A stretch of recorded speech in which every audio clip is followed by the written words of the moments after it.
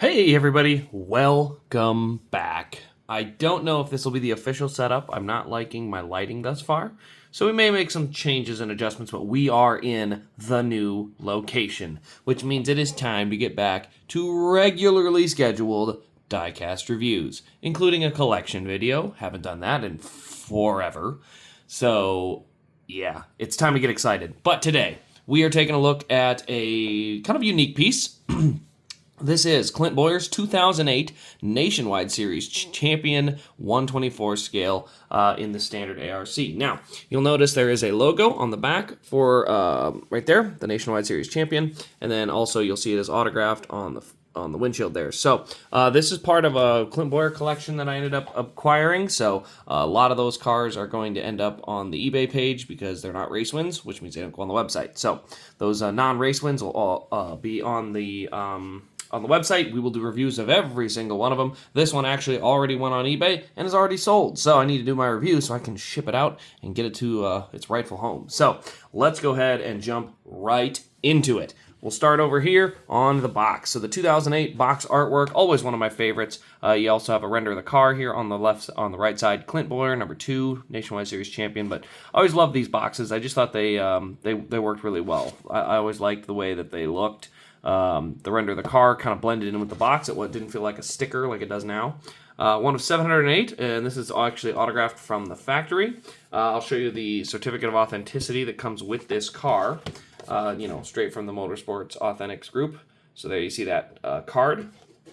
But let's go ahead and dive right in, because this is my favorite generation of car, and I will have to work on some camera options. I would only want to go to 2x zoom. I think that should be enough. Back it up just a smidge. All right, I think we can make this work. All right, so here on the left side, you're going to notice we've got our number 2. We've got the maroon and yellow colors. If you remember this from like NASCAR 2007, I think is where I ran this car a lot. This was one of my favorite paint schemes to run. I don't know what it was. I think it was because they also have it as a career scheme you could run. But you could see that just a couple little maroon, the base of the maroon, and then you got the yellow that kind of creeps up the side and then goes back down. I've always liked that look when the front has just something coming up from the side like that. I've always thought that looked really good. But let's go ahead. I'm going to slide this a little bit more forward so I can get my arms in here. There we go. But yeah, we've got our bbnt.com. We've got Clint Bowyer up there on the name rail. No ethanol ring. I think that started later on. Obviously, like I said, it is autographed, so that is there. It does have the opening roof flaps. Has an opening trunk with a lot better detail than what we've been getting on our new next gens. And then it also has, I always tap the hood to see if it'll pop open. It doesn't want to. I have to get in there. There we go. It was just stubborn. Just a stubborn little guy. But look at that engine detail, man. I'm telling you, these Gen 4 cars, I know they're old, but I'm telling you, the detail on them, really, really worth the dollar value, especially if you can get some cheap ones on eBay.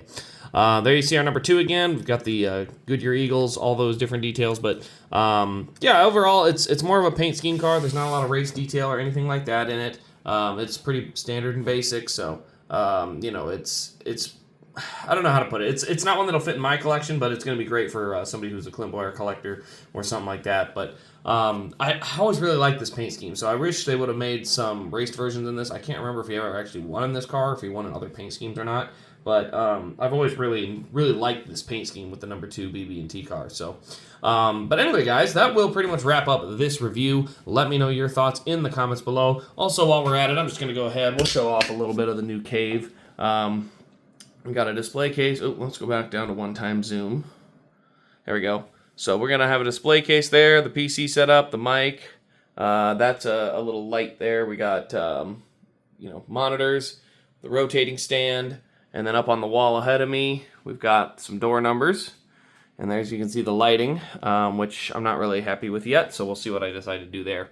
But yeah, that's our new setup, at least for now, and we'll see what we end up with in the future. But I hope you guys enjoyed the Diecast review. Hope you're ready for a lot more throughout the coming weeks. And keep an eye on the eBay page and the website as we get a lot of these Diecasts reviewed and then put up on the site, so that way I have some more space for some more cars to review. So anyway, guys, thanks for tuning in. I hope you've enjoyed. Thank you for sticking with me for all these months, and we'll see you tomorrow in our next Diecast review.